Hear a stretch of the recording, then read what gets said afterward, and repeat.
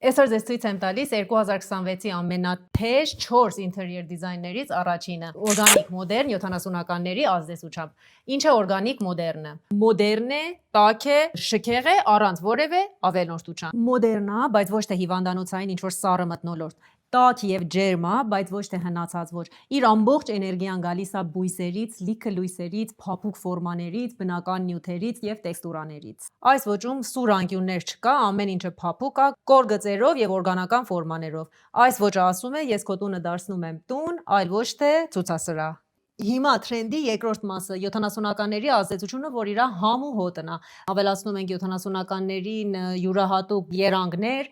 տեքստուրաներ, փափուկ, սենց կարճ կահույք,